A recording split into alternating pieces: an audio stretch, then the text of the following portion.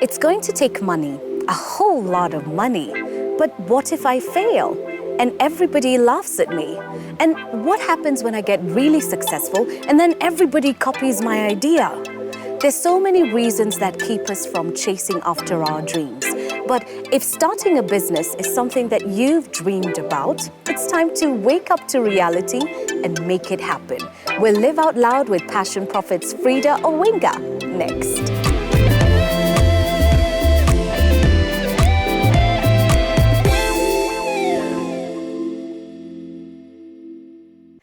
And welcome to Sheila Lives Out Loud. We are at Westwood Hotel, and today it's all about making your business dream a reality with Passion Profit's Frida Owinga. Hey Frida, how are you doing? I'm good, Sheila. How are you? It's so good to see you. I'm happy. I know it's a little cold, but thank you for making time for us and looking like killer. Thank you, Sheila. You look very good yourself. And dressed for the weather. It's not fair. How come we're not allowed to have our shows on here? But it's all right. No. It's about freeze and shine. Okay, sour.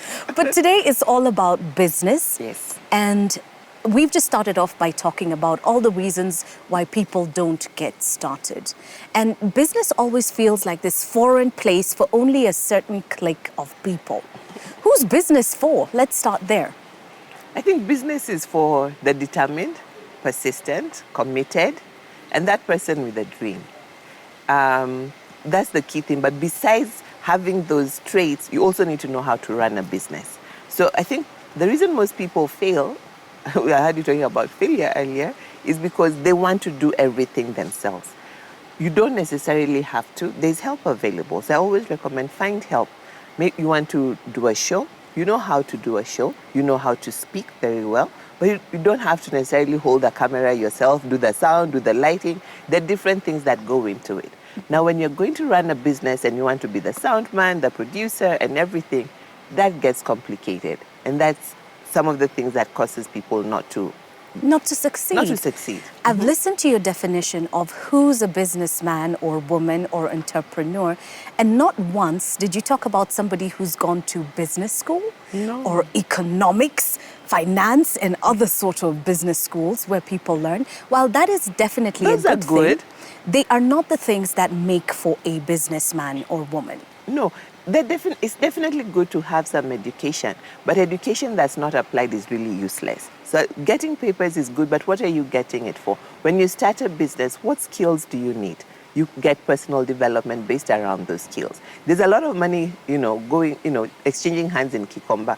Most of those people, I don't think, are PhD holders. The key thing is, what's your motivation for starting this business? What is your vision? It's important to have a vision because that is really the glue that makes you stick to it when it's not happening before the big money starts coming in. So I think a motivation and a vision is important. There are people who look around and copy what everybody else is doing. There's herd mentality in business. We don't have to talk about quails to know that it's true. and things like that. There are people who wake up and think, because everybody is swimming this way, then I should be swimming that way too. But when it comes to starting your business, there's certain things that you've got to think about and be logical about. So let's go back to ground zero, for want of a better expression, getting started. How do you know that a business is for you or not? I think the first thing is looking around and seeing the service or product you want to supply. Is there a need for it? This scary thing about copying, is a little overrated, because how many women are there in Nairobi alone? They'll all want shoes. They'll all want bags, isn't it? So if I'm going to buy shoes and bags, maybe the first thing I need to look at is what kind of shoes and bags are in the market, okay? Which woman do I want to buy shoes and bags for? So I'm not just copying blindly, but I'm really meeting a need. I think real business takes place when somebody meets a need and the person whose need is met is willing to pay, for the solution that has been provided. So copying blindly is what brings failure. Okay, so there's something going on, like there are banks, okay? And there'll be another bank tomorrow around the corner. It doesn't stop another bank from coming up. But what need is that bank meeting? All right, so we go to there's the idea, and does that idea fulfill a need? Is it a bankable idea? And then is it bankable? Yeah, because if it's filling a need, it will be bankable. If it's not filling a need, nobody will pay you. You won't go to the bank. But then now that informs something else, which goes to the first thing I said when we kicked off. Yes. I'm going to need money. I'm going to need a lot of money Not to really. get started. No, I think the first thing, okay, what is the idea? What do you need the money for? Where do you need to start? I often tell people, start where you're at with what you have. Start where you're at with what you have and who you know. The bank will not give us startup money because the bank is in the business of lending money. And I always tell business people, entrepreneurs, in a very simple way, even when you're having a seminar and you tell somebody, the person sitting next to you needs 10,000 shillings. You're a good person. Can you give them? Nobody ever says yes. I say, why? Say, I don't know them. How will I know if they'll pay back? Similarly with the bank, you can't just walk in and say, I need 1 million because I have a good idea. Yes. What if you don't execute your good idea? What if when you get the 1 million, you come out, maybe you're at Westgate, you're going to borrow the money at Westgate, they give you the 1 million, you start seeing Nakumat Hapo, I don't know, there's the which Safaricom shop, you can go and buy a new phone, Yeah. So then they must have something that can tell them about you. And that's why they lend, at least if you've been around for 3 years.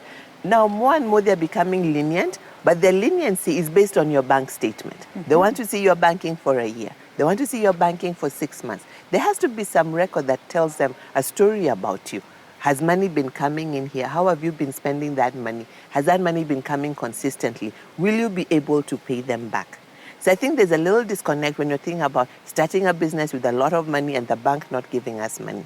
Let's again go back to us. I'm the one who wants to start the business. What do I have in my hand? Okay, where can I start? It's as simple as doing something you don't like today so that you can start what you want tomorrow. Right. I know a lady who washed clothes for her girlfriends. That's not what she wanted to do. She wanted to do catering.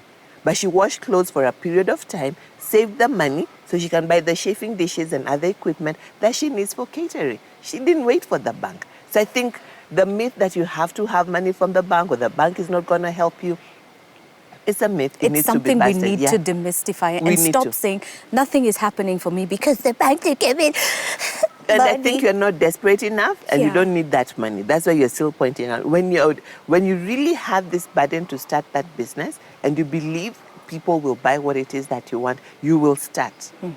There are two sets of people when it comes to starting a business. There are those who are already employed, so there's the safety of a check at the end of every month. And then there are those on the outside who may or may not have been employed, but are finding themselves in a position where it's time to start something, it's time to move something, it's time to make something happen. Which set has the better opportunity? The one with the job, because they have a paycheck. You can go to the bank. If your salary has been coming through, your bank account, you can get a loan to start. So definitely the one with the job has a better chance. But now, again, we have another problem because people who are going into business, I want to be my own boss type of thing, feel it is better to own your own business than to work for somebody else. Okay, let's say it is better. But you have to start somewhere. Are we all going to work for ourselves? Then who will work for us? Exactly. Do you have the mindset? Again, I think the key thing is, do you have the mindset to stick out with it? Okay? And there's nothing wrong in working for somebody else on your way to building your own. There's nothing wrong. And there's something that I've found, especially with people who already are in employment, the dream is more likely to remain a dream for as long as there's a check coming every month. Getting started, I think, is a little bit harder for those who've got the safety and the hours of a full-time job, because a full-time job, starting a business is a full-time job. Yeah. It calls and demands for a lot from you. But when you're on the outside, it's far easier to make mistakes because, again, you become desperate. Yes. And you're thinking, I need to do something because I need to survive and I need to make a living. But let's talk about when you get to the point where you know the idea, you've got the need, you've got a little kitty that keeps things going. What are the things that you should keep in mind so you don't waste whatever resources you have? There are certain places where I'm sure in your interaction with business individuals, you've noticed here is where people lose money the most. What should you look out for? I think when you're having an office when you're starting, do you really need that office? When you have an office, you probably have to pay 6 months up front. You'll need an admin support. There'll be utilities because somebody has to pick that phone when you're not there.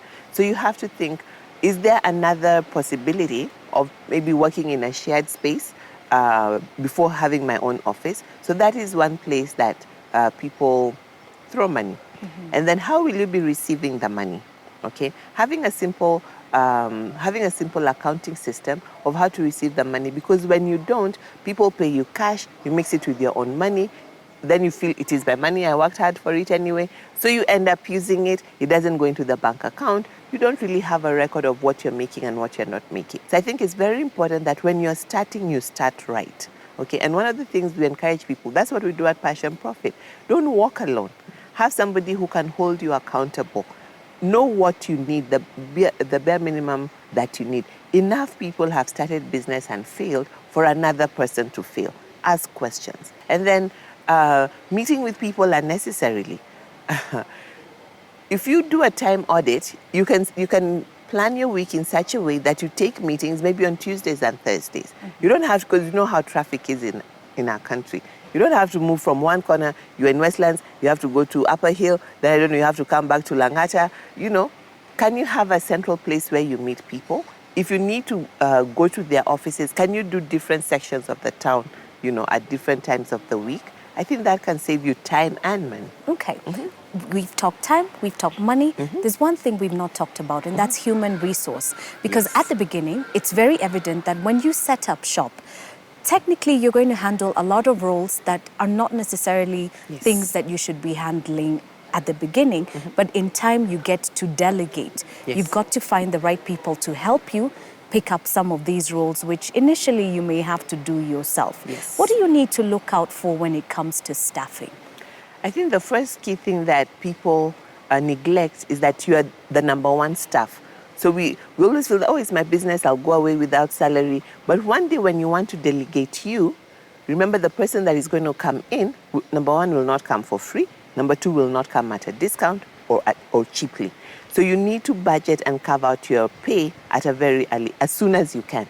Okay, have a way that you pay yourself, so that when you're delegating yourself, you're not tempted to start looking, which is what most SMEs do. But when you're looking for somebody to hire, you start with you say, oh, natafuta kamsichana, you know, I'm looking for a girl. And then the next thing that your friend will probably ask you is, how much do you want to pay? We never think of the roles this person is supposed to do or the skills. So already when you say that, I'm looking for a girl, I don't want to pay more than 20,000, you know, so already their competence level is going down. We know there's a problem. We need to absolutely. We need to focus on what role will this person be playing. You've been working alone for a long time, so you know the different aspects of the work that you need to delegate or need to let go. So you look at the bigger picture of the business. So when somebody's coming in, you're very clear. You should be very clear about the roles you want them to pick up, and that provides their job specification when you're asking people to help you look for someone, and then you'll have a job description for them, and then be ready to pay them market rate. Now, I highly recommend that you work with an HR. I know when we hear HR, we think of the big companies. There are smaller companies, there are companies that want to work with SMEs that will help you find help according to your budget, okay? So that you hire the right person early. Because the right people are the greatest asset for your organization. So normally we start hiring thinking of how much you're going to pay. Do you have a cousin at home who has finished school who's not doing anything? This person does not have the competence, you know, that you're looking for. And that ends up messing your business. Yeah, it sets you back because you're doing all sorts of favors for friends, for relatives. And then you're family. guilty when you want to fire them. And also they're feeling entitled. It just messes up your business. It makes for a very messy situation. But let's now talk about the place where you've got the idea, you've already gotten started, you've got your staffing, but still your business is not giving you or generating the income that it should to start standing for itself. How long do you bembeleza a business before you have to chart a different course? How long? I know, it's almost like talking about a marriage. You know what they say about women who are married to drunkards? Marriage, you have to bembeleza until the end. But at what point? I don't know if I'm familiar, but anyway, let's go back to business. At what point is it too much? First, the reason I'm hesitating to answer that question is sometimes, and most times, people start a business without working capital. And then that really puts pressure on the business to bring results. So you're not thinking clearly. Because when you're supposed to have working capital, this business might not start generating profit maybe after 18 months, up to 36 months, depending on what it is that you're selling and how your business is structured. So the lack of working capital sometimes puts a false pressure on you that this business is not working. So to say how long can you wait will depend on, did you start right? What have you put in? We'd have to look at what marketing strategies do you have? Are you really targeting your right audience? Because if all those boxes are checked and still money is not coming, you need to change. And there's nothing wrong with changing. It's not failure. One easy way to think of failure or deal with failure in business is understanding that whatever you're doing today has to be improved tomorrow for you to stay in the business. First, we had yellow line taxis, okay? And then Uber came. Did the taxi driver fail? Okay, well, go answer this. 25 marks. Yeah, let them fafanua. You get. Yes. And then while Uber was happy, little cabs came. Yeah. And while little cabs is happy, somebody else will come. Somebody else is on the way. There's innovation. And these people are not closing. Yeah. Okay. So it's not failure. It's new and improved. The next. New and improved. Yeah. Exactly. It's not school when you get 70%, the teacher puts you at a corner. No. You got 70%. Somebody didn't even start. You're good. Right. Okay. Right. Manu Chandaria said that the first step to success is failure. Edison, if he didn't fail, we wouldn't have these lights around us right now. So in business, we have to have the mindset of being willing to try, find out what's working, and keep working at it. So that we have to change our mindset. And that goes towards answering the first question, being scared of failing. No. Nobody gets it right on the first try. No one.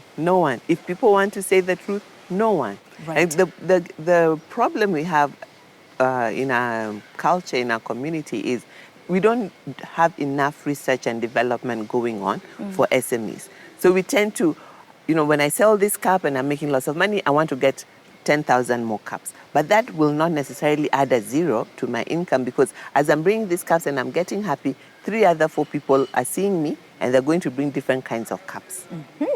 That now lends to copying. When you know you've stumbled on something and you've perfected it and crafted it, you've had your bruises and your knocks and your scrapes, but then somebody looks at you and thinks, nice.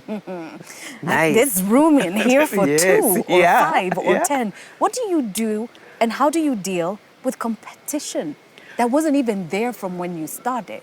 Now, you need to have a research department or have somebody that can help you do research, so that there's someone always talking to the market to understand what the needs are. Because needs are always changing. I think that's why the phones keep changing, okay? If you don't do that, then you'll just stay with your white cup.